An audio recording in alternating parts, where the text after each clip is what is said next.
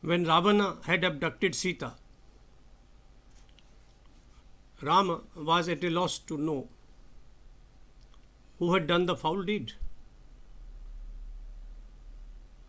There was no trace. So both the brothers decided to look for Sita in the vast forest. They found no trace of her on the banks of the Godavari or in the orchards or gardens near Panchavati. They came across a herd of deer whom they questioned about Sita. The mute animals, writes Valmiki, looked at the sky and started running due south, as if they were indicating a direction. Lakshmana noticed this behavior and persuaded Rama to continue their search in the southern direction. Soon they noticed some flowers scattered on the ground. Rama was sure that Sita had worn these flowers. Moving on, they noticed the footsteps of a Daitya and the marks of Sita's feet on the ground.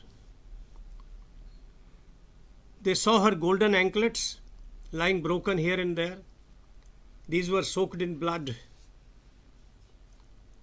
Nearby lay broken golden armor, a shattered chariot, a dead charioteer, and the corpses of a few donkeys.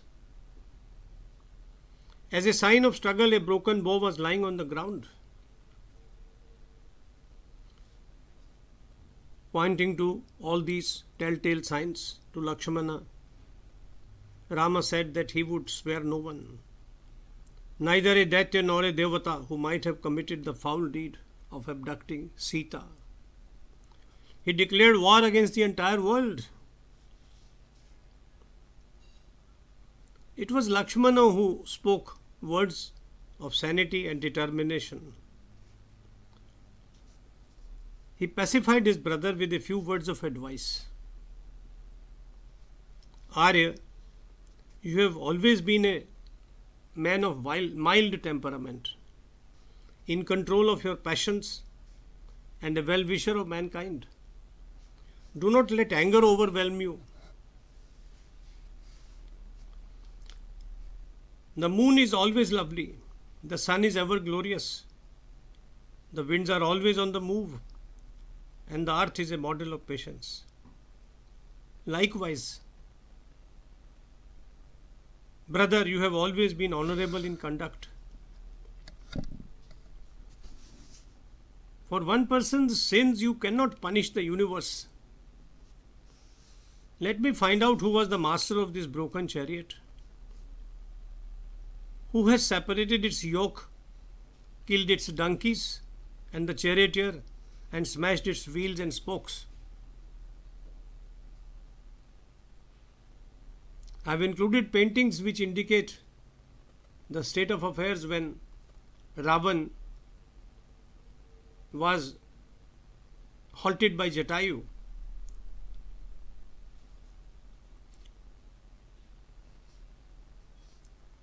I notice the marks of one chariot, not of two. There are no marks of a horde of soldiers. Thus, Lakshman concluded the one who abducted Sita must have been alone and was challenged. You cannot blame the entire population of this earth and heavens for this unholy deed. A king must award punishment commensurate with the crime, and no more. Wise words. A ruler must be kind and considerate and provide protection to everyone. Rajan, we have to find who has abducted Sita. We shall search the mountains, cross the rivers, look near the ocean, go through the caves and forests, and sieve the ponds. Remarkable language. I want you to stop and notice the use of words and images. Lakshman continued, brother, we shall continue our effort till we find your wife. On the other hand, Rama wailed as if he had been rendered an orphan. This is an human element. Ram may be God for us, but on the earth, he was a human being. His attachment to Sita had upset him beyond measure. Pleading for calm, Lakshmana kneaded his feet and said, "Brother, if you do not patiently bear this misfortune as ordained by destiny, how would ordinary mortals do so with their limited strength?"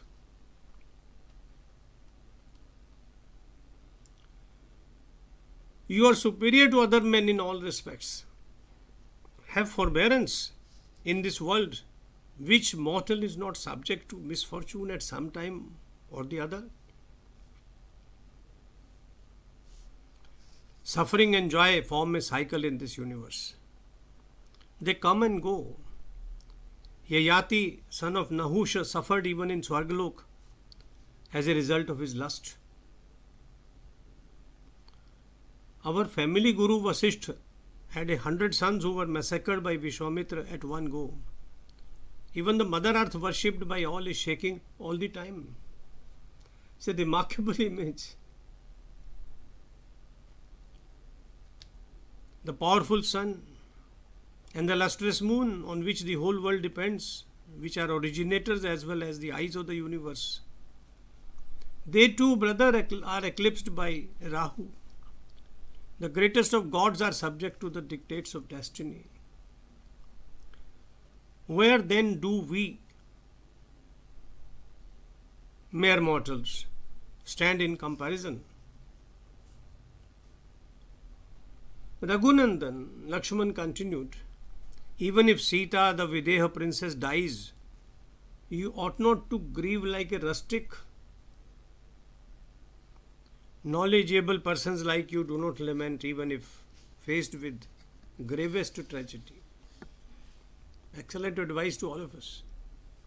They stay calm and do not give up rational thinking.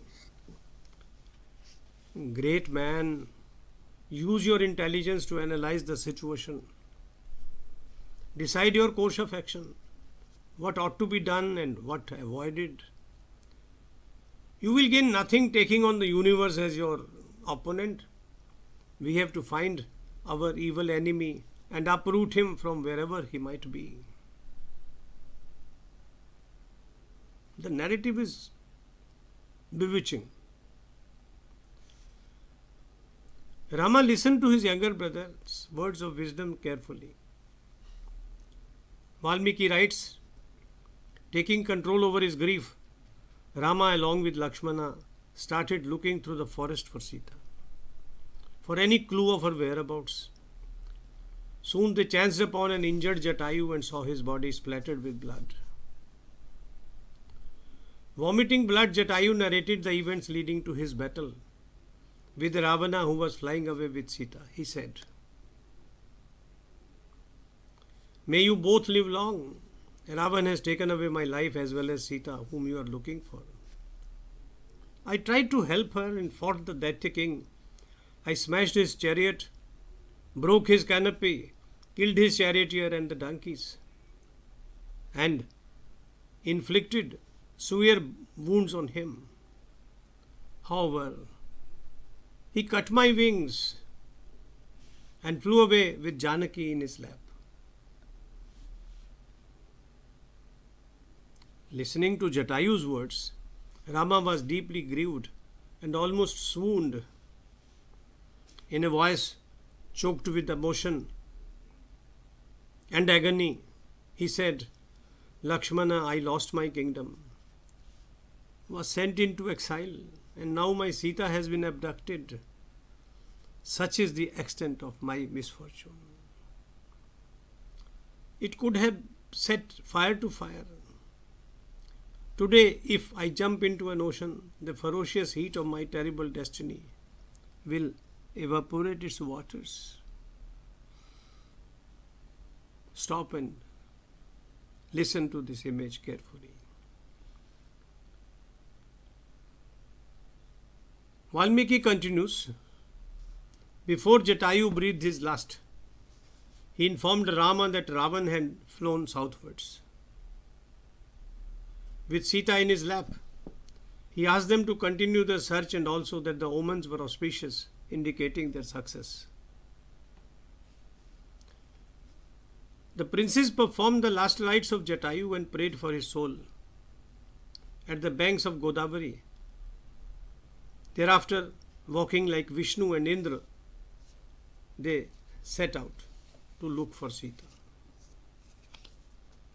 Jai Shri Ram, Jai Shri Ram, Jai Shri Ram.